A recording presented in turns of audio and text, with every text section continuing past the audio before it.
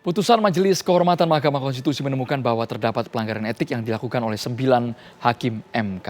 Atas pelanggaran berat yang dilakukannya, Anwar Usman diberhentikan dari jabatannya sebagai Ketua MK.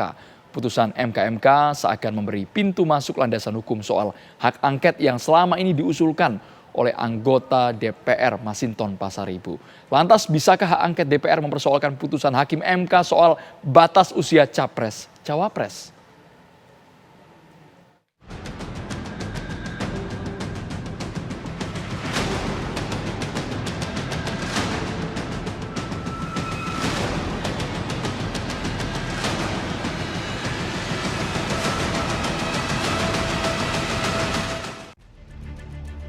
Majelis Kehormatan Mahkamah Konstitusi (MK) menemukan terdapat pelanggaran etik yang dilakukan oleh 9 hakim MK dalam putusan sidang gugatan terkait pemilu berkaitan batas usia capres-cawapres. Atas pelanggaran berat dibacakan Ketua MK, Jimli Asidiki memutuskan Anwar Usman diberhentikan dari jabatannya sebagai Ketua MK dan akan segera menetapkan yang baru. Anwar juga tidak diperbolehkan ikut dalam sidang gugatan terkait pemilu. Putusan Majelis Kehormatan Mahkamah Konstitusi seakan menjadi pintu masuk baru untuk usulan mengenai hak angket DPR RI yang mengkaji putusan MK soal batas usia capres-cawapres.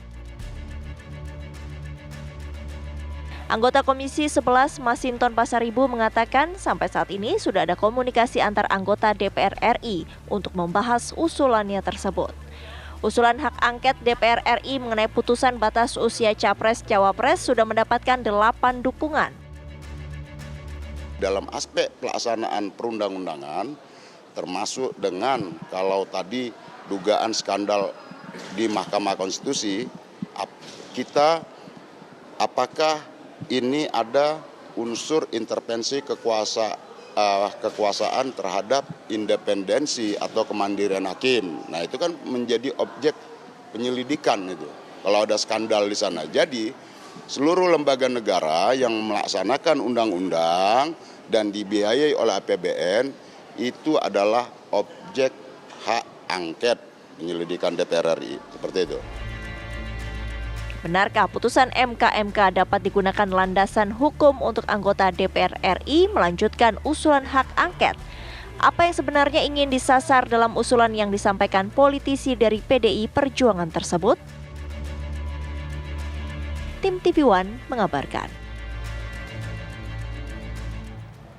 Majelis Kehormatan MK telah memberikan sanksi kepada para hakim konstitusi atas kasus hiruk-pikuk perubahan syarat menjadi capres-cawapres. Bahkan Ketua MK Anwar Usman dicopot dari jabatannya. Dengan keputusan Majelis Kehormatan MK ini, apakah anggota DPR punya landasan hukum pemirsa untuk mendorong hak angket? Jika benar demikian, lalu siapa kira-kira yang disasar? Untuk membahasnya telah bergabung bersama kami saat ini ada anggota DPR RI dari fraksi PDI Perjuangan, Bang Masinton Pasaribu yang pertama kali menyuarakan soal hak angket di DPR RI. Kemudian juga ada tim advokasi TKN Prabowo Gibran, yaitu ada Bang Fahri Bahmit, dan juga ada pakar politik yaitu ada Mbak Wiwi, yaitu ada Prof. Siti Zuhro. Selamat sore semuanya. Pertama saya ingin menuju dulu nih ke Bang Masinton. Bang Masinton, ini tampaknya memberikan penguatan nih ya kepada Bang Masinton dan kawan-kawan untuk terus menggulirkan hak angket atau bagaimana Bang Masinton?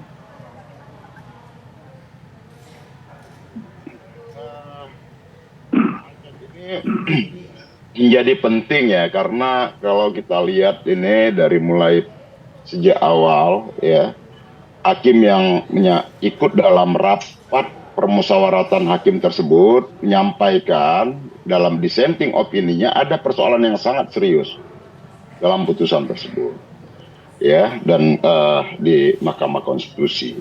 Kemudian yang kedua, mendapat ahli-ahli hukum ya menyatakan ada cacat hukum serius dan berpotensi adanya penyelundupan hukum di sana, seperti yang disampaikan oleh Prof. Yusril. Nah, kemudian Ketua Majelis Kehormatan Mahkamah Konstitusi menyampaikan ada sebelum pembacaan putusan ya, ada persoalan yang serius, sangat serius juga di tubuh Mahkamah Konstitusi. Artinya bahwa ini ada persoalan yang sangat serius di tubuh Mahkamah Konstitusi kita. yang itu sesungguhnya dia adalah penjaga dari marwah konstitusi tersebut. Nah, maka ya elemen politik seperti DPR, ya saya usulkan untuk menggunakan kewenangan penyelidikannya atau hak angket tadi untuk menyikapin persoalan-persoalan yang sangat serius di tubuh Mahkamah Konstitusi ini, agar ke depan ya konstitusi kita benar-benar marwahnya itu bisa terjaga. Karena apa? Konstitusi ini bukan sekedar hukum yang tertulis, tetapi di balik dalam semangat konstitusi itu adalah ada roh dan jiwa di sana. Apa roh dan jiwanya? Kita tahu bahwa setelah amandemen konstitusi Undang-Undang Dasar 1945 ya pasca reformasi, di situ terselip yang namanya roh dan jiwa semangat kita melakukan reformasi dan demokrasi terhadap Indonesia ini. Nah, maka ya ini menjadi penting buat kita agar Mahkamah Konstitusi ini ya benar-benar melaksanakan tugas dan fungsinya. Dia tidak menjadi tirani yudisiari yang itu bermotif kepentingan-kepentingan politik pendek. Dia harus menjaga marwah konstitusi kita, karena sesungguhnya kita bernegara adalah berkonstitusi. Maka saya usulkan supaya DPR benar-benar merespon hal-hal yang sangat serius ini. Baik itu yang disampaikan oleh Hakim Konstitusi, ahli hukum tata negara, dan juga Ketua Majelis Kehormatan Mahkamah Konstitusi yang menyatakan ada persoalan yang sangat serius di tubuh Mahkamah Konstitusi. Maka ini menjadi relevan ya agar fungsi check and balance, kontrol terhadap lembaga-lembaga negara, baik itu yang berdasarkan mandat yang diberikan oleh Undang-Undang Dasar dan juga pelaksanaan undang-undang, itu bisa ya dikontrol oleh yang namanya lembaga perwakilan rakyat yang disebut DPR RI itu. Baik. Demikian, Bung Andrew. Bang Masinton, sejujurnya kami belum jelas siapa yang disasar, apakah yudikatif atau eksekutif. Tapi kita ke Bang Ferry terlebih dahulu, ternyata angket akan terus bergulir. Bung Ferry, tanggapannya? Bung Fahri, maksud kami, Bung Fahri Bahmi.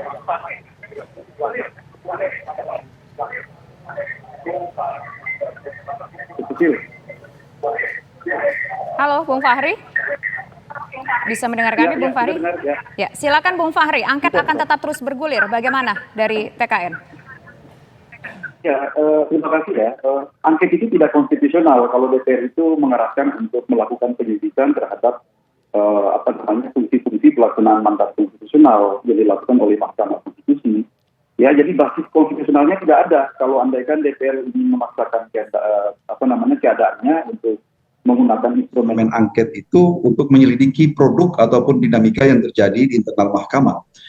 Satu hal yang saya mau katakan begini, dari sisi kesejarahan maupun dari sisi perkembangan konstitusional tentang pengaturan atau pelembagaan angket itu sendiri dari tahun 45, tahun 50 di bawah UUD sementara, Undang-Undang 50, sampai dengan 45, sampai dengan Undang-Undang Dasar 45 yang sekarang itu diamandemen 4 kali, itu sama sekali sebenarnya angket itu bukan dilembagakan, yang tujuannya untuk diorientasikan untuk mengawasi fungsi-fungsi legislasi, fungsi-fungsi yudikatif gitu.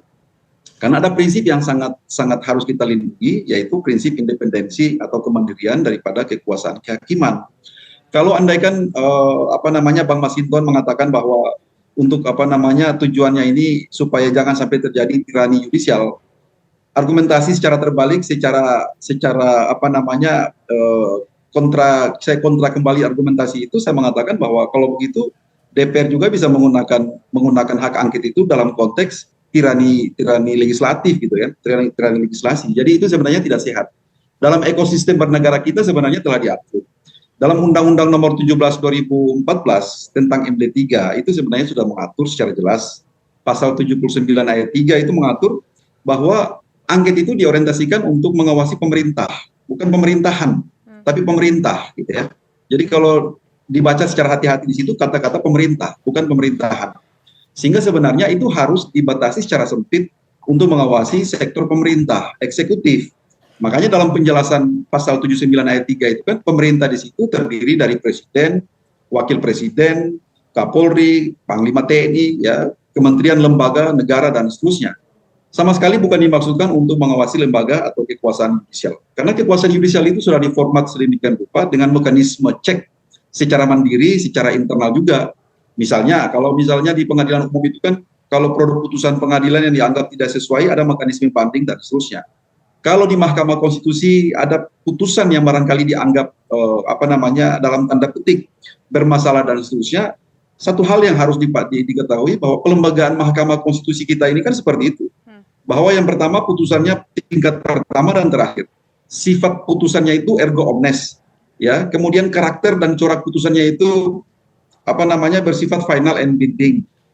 Lalu bagaimana kalau andaikan ada sesuatu yang keliru di situ? Makanya MK itu, Mahkamah Konstitusi itu, satu-satunya jenis jabatan yang sebenarnya telah ditentukan kriterium-kriterium tentang siapa yang akan menjadi hakim konstitusi.